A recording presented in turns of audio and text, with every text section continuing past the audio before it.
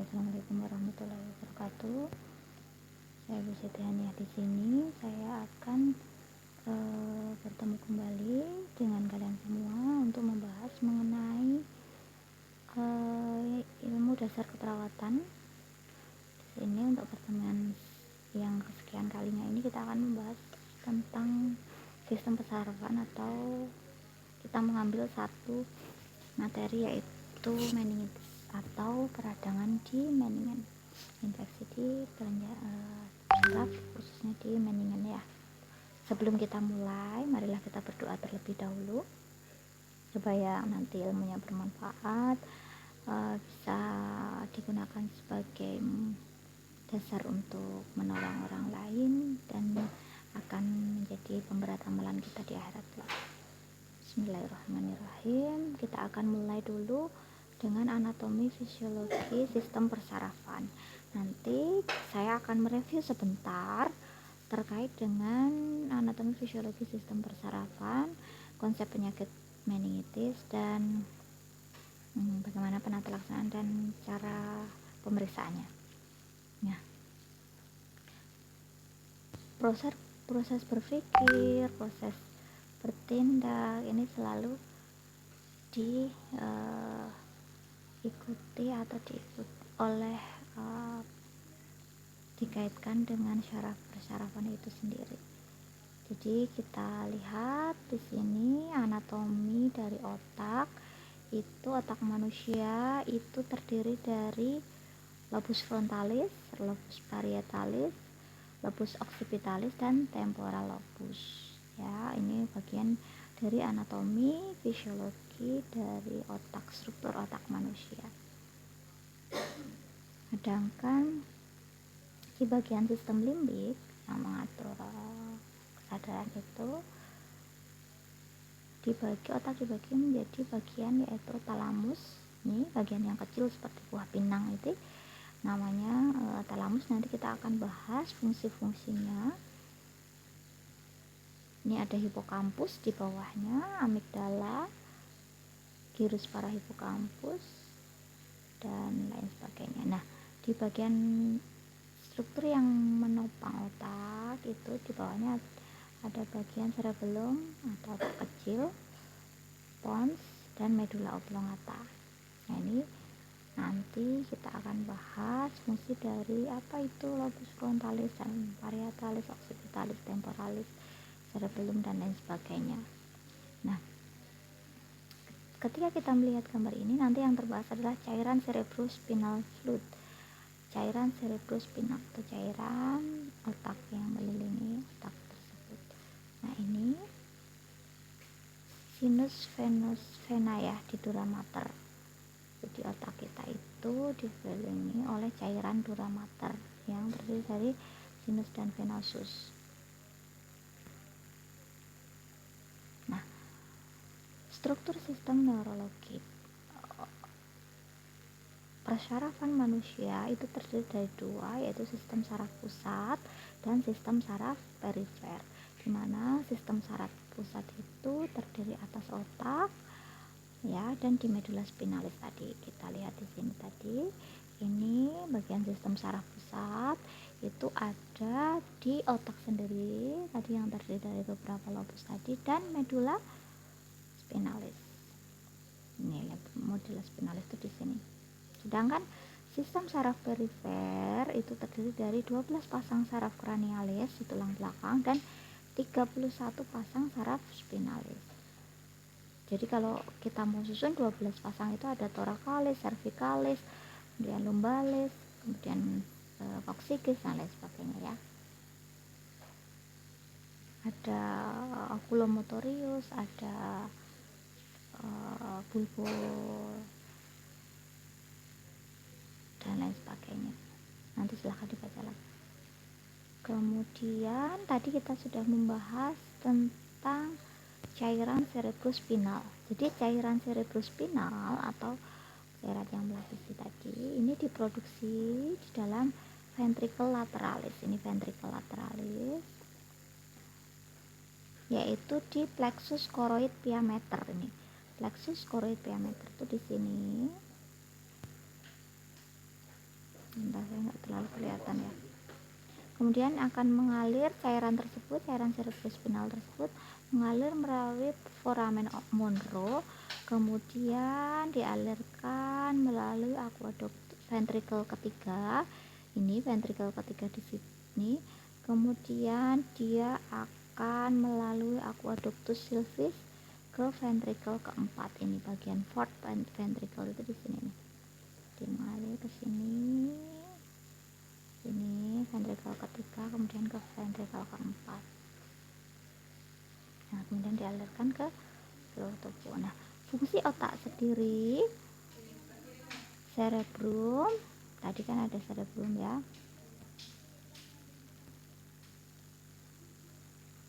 Ini adalah pusat kesadaran. Jadi kalau kita bisa sadar sepenuhnya tanpa memiliki gangguan, yaitu koma, subkoma dan lain sebagainya, bisa berpikir, pusat memori, mengingat, memori jangka panjang, jangka pendek, kemudian ada input sensorik dan aktivitas motorik lainnya, itu fungsinya ada di cerebrum. Sedangkan talamus itu adalah untuk mengantarkan sinyal sensorik dan motorik yang berkaitan dengan kesadaran. Ini talamus di sini. Talamus tadi itu berfungsi untuk menghantarkan sinyal sensorik dan motorik. Jadi tadi input sensorik dan aktivitas motorik itu di cerebrum, sedangkan penghantarannya itu dibantu oleh talamus yang berkaitan dengan kesadaran. Jadi antara cerebrum dengan talamus itu saling berkaitan. Bahkan aktivitas tidur serta terjaga, terbangun di malam hari, gangguan tidur, itu semuanya dipengaruhi oleh kerja talamus ya. Sedangkan bagian hipotalamus itu juga membantu kerja dari talamus. Batang otak ini batang otak.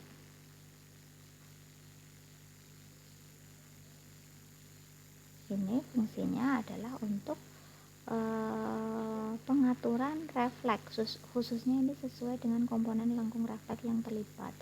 Bisa itu di sistem visual, penglihatan yang terlibat, atau pada sistem pendengaran atau auditorik. Jadi kita bisa mendengar itu bukan hanya karena kita mempunyai telinga, tapi ada di situ sistem saraf yang bekerja yang dialirkan ke otak.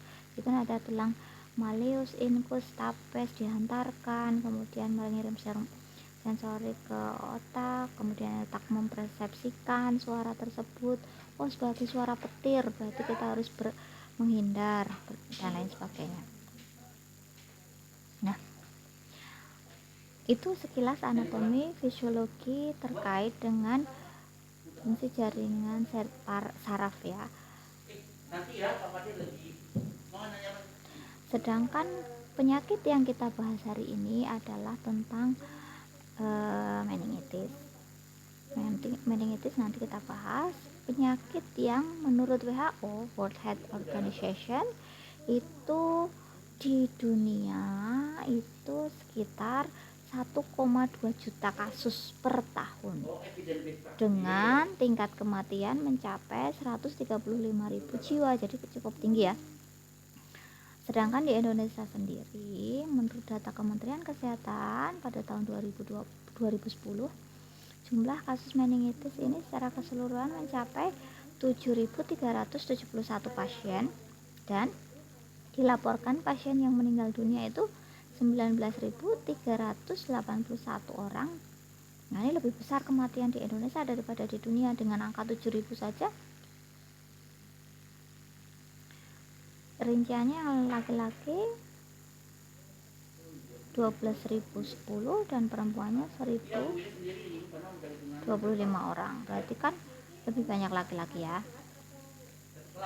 Nah, ini pencitraan kalau otak tadi dibuka, ini cairan kelainan yang ada di meningannya sendiri. Ini infeksinya. Apa sih itu meningitis gitu ya? Mari kita bahas. Meningitis adalah peradangan pada selaput meningen, pesan yang melingkupi otak tadi. Ini di sini.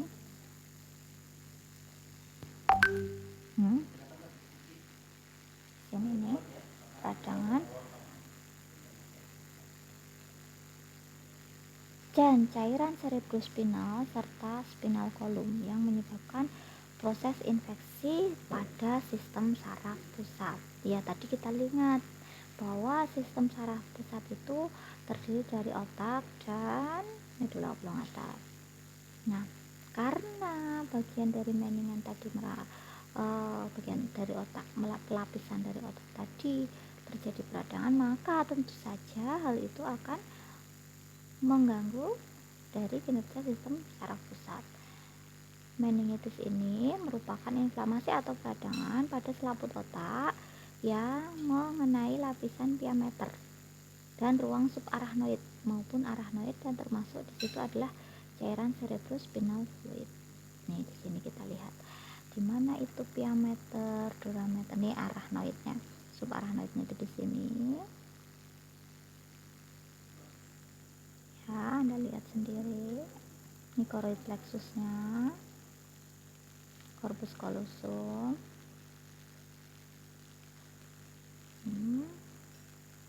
Jadi cairan yang ada di sini nih, CSS tuh di sini nih.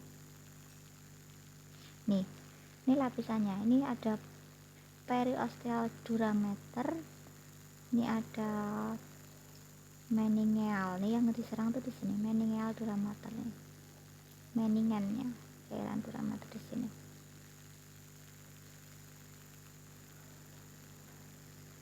Jadi peradangan tadi itu ada di selaput otak, baik itu di piameter, subarachnoid maupun termasuk cairan cerebrospinalnya. Nah, penyebabnya apa? Kok di situ di dalam cairan cerebrospinal fluid, di arachnoid, di durameter, piameter itu terjadi peradangan? Biasanya didahului dengan adanya infeksi sekunder dari bakteri. Ya, ada bakteri yang masuk menginfeksi, kemudian secara mungkin hematologi gitu ya, penyebaran secara hematologi yang menuju ke otak sehingga mengenai dari meningan tadi. Jadi infeksi yang berkembang dari infeksi primer. Contoh dari infeksi primer itu misalnya ada sinusitis, ya, OMA atau OMK, ya, infeksi di saluran, otitis media akut atau otitis media kronik, ya, OMA, OMK itu singkatannya dari itu. Kalau zaman dulu tuh namanya apa ya, di cairan, kalau zaman saya itu namanya kopokan gitu ya. Jadi batuk pilek yang tidak diobati dengan antibiotik, kemudian terjadi keluar cairan, jadi dia sudah menginfeksi di saluran pendengaran juga, sehingga manifestasinya itu kayak ada pengeluaran cairan yang berbau khas. Nah, itu bisa menyerang ke otak, atau adanya pneumonia, ya, yang tidak dikasih antibiotik. Jadi jangan sering menggampangkan, oh dia cuma pneumonia, kalau pakai herbal misalnya dan lain sebagainya. Itu hati-hati, kalau infeksi bakterinya bisa sampai ke otak, tadi bisa menyerang meningen. Kemudian ada endokarditis, osteomielitis. Endokarditis itu di jantung ya. Kemudian infeksi di osteomielitis di tulang, infeksi tulang dan otot, mielitis ya. Kemudian ada invasi organisme bakteri dari Neisseria, Haemophilus influenza, Streptococcus, ini jenisnya. Jadi tadi kan penyakitnya, sedangkan ini adalah jenis bakterinya, Neisseria, Haemophilus influenza, Streptococcus pneumonia dan lain sebagainya. Atau dari jenis virus, misalnya aseptic meningitis, atau adanya trauma, misalnya fraktur pada tulang tengkorak, adanya perlukaan trauma di kepala atau di tengkorak yang tidak diobati secara tuntas, atau adanya luka pada kepala yang tidak diobati dengan tuntas, dan itu masuk bakteri atau virus ya. Virusnya itu menginvasi ke daerah meningen.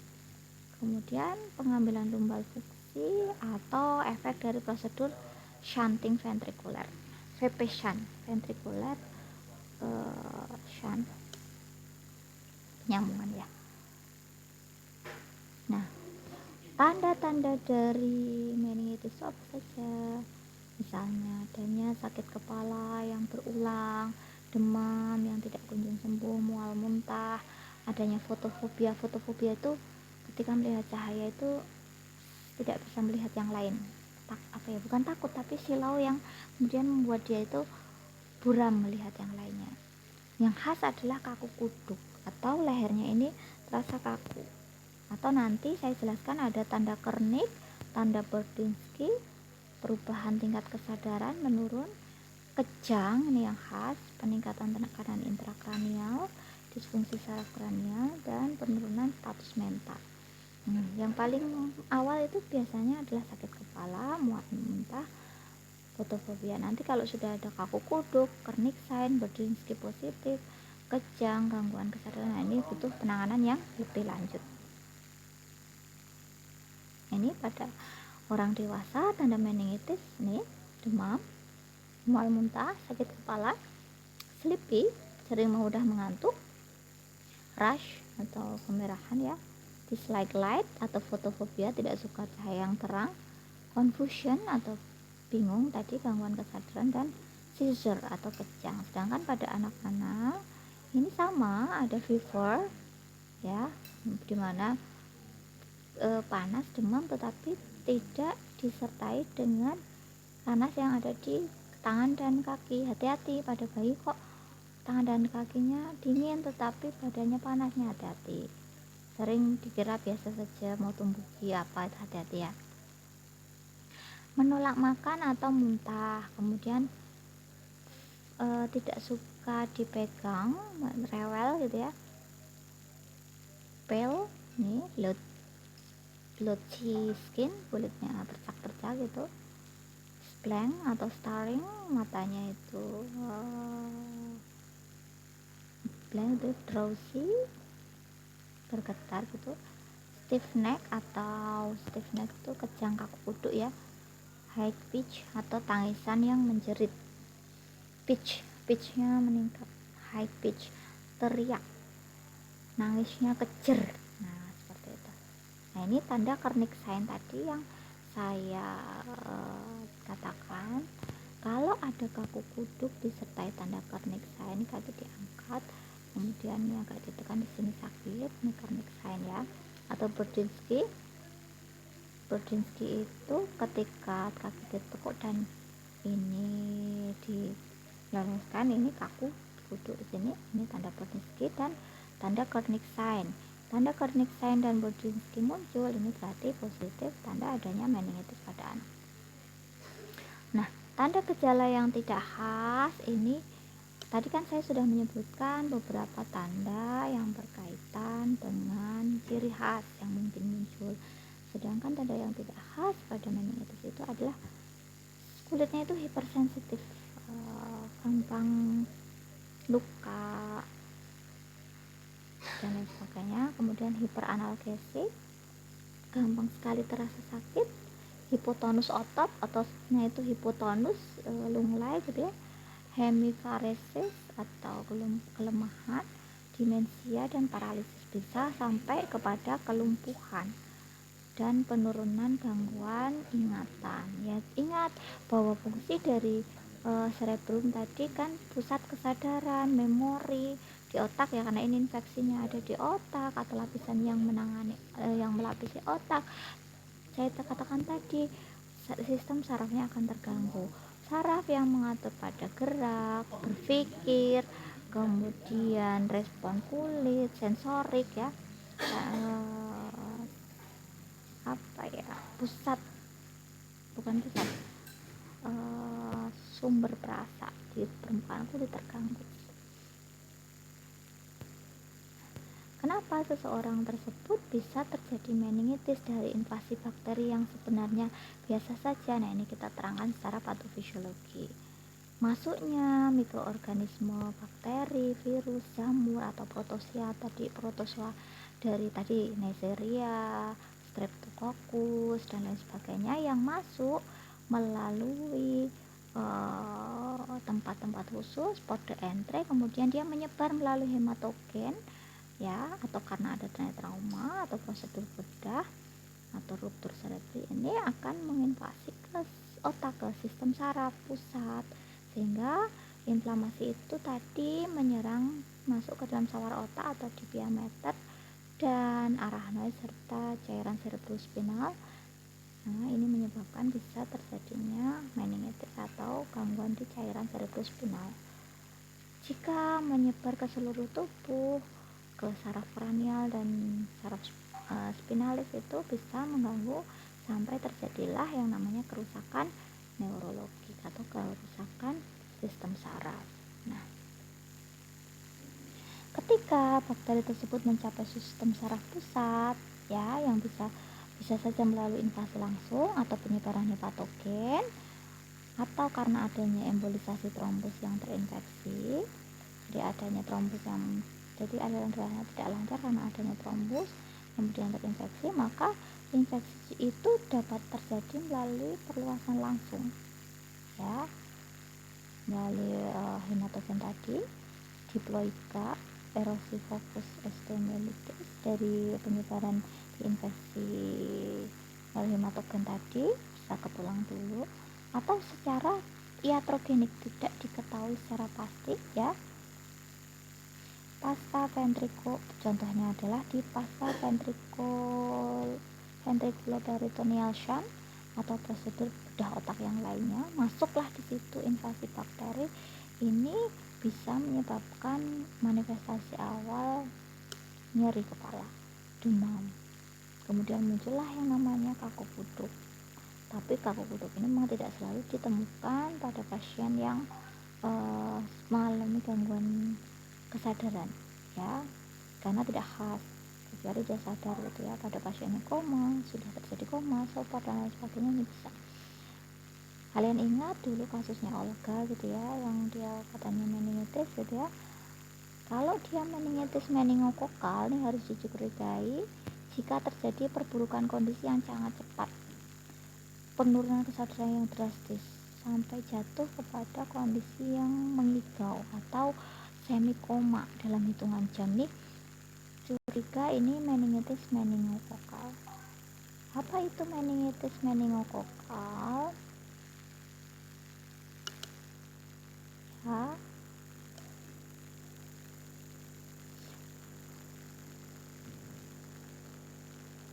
meningitis meningokokal ini pada keadaan normal, tidak ada tekanan, ya, di otaknya. Kemudian pada pemeriksaan nanti tidak ada neutrofil, ya, kemudian proteinnya juga masih kurang dari 0,4 dan lain sebagainya.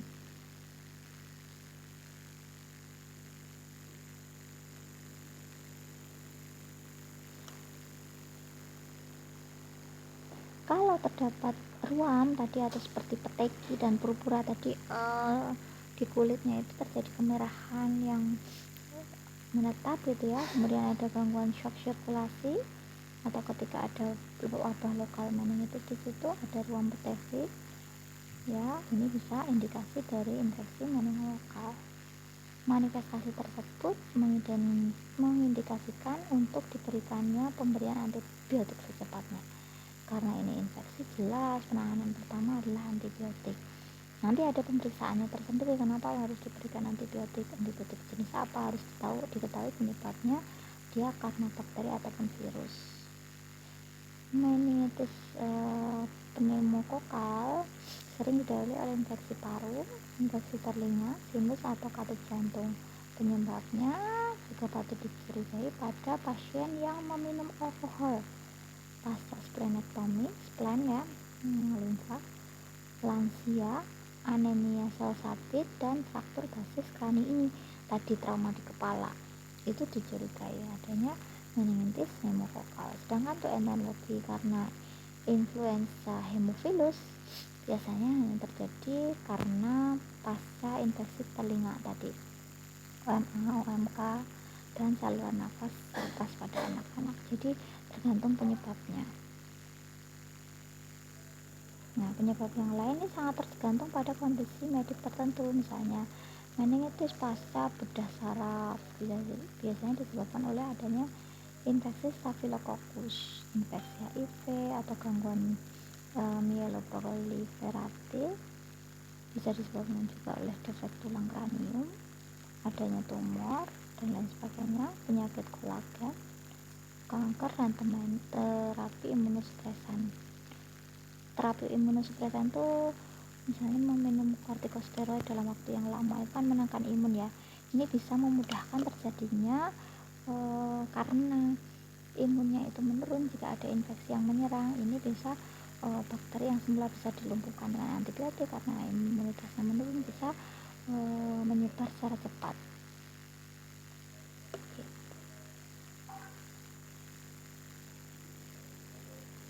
Nah,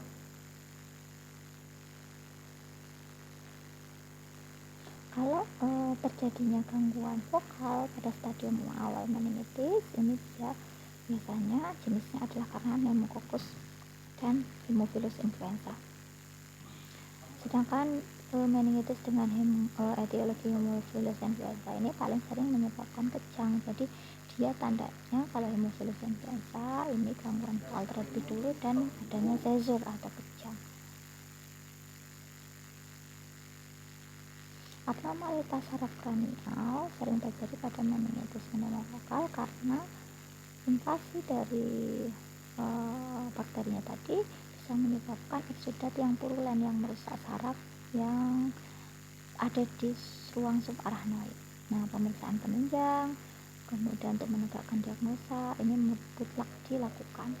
Caranya gimana? Analisis CSF-nya, cairan cerebrospinal fluid-nya difungsi, kemudian dikultur, diberi pewarnaan dan biakan. Pada prinsipnya fungsi lumbal ini untuk mengetahui adanya transmisi bakteri patogen, ya, bisa melalui droplet respirasi atau kontak langsung, ya. Awalnya mungkin bakteri itu hanya melakukan kolonisasi di daerah nasofaring dengan perikatan pada sel epidel untuk menggunakan fili adhesif dan membran protein. Nah, kalau beresiko kolonasi epidel tadi yang di nasofaring bisa meningkat pada individu yang mengalami infeksi virus pada sistem pernafasan atau perokok. Jadi hati-hati untuk orang yang mengalami INSPA, diikuti dengan kebiasaan merokok. Ini kalau sudah ada infeksi kolonisasi bakteri di nasofaring, ini hati-hati untuk bisa mengarah ke sana.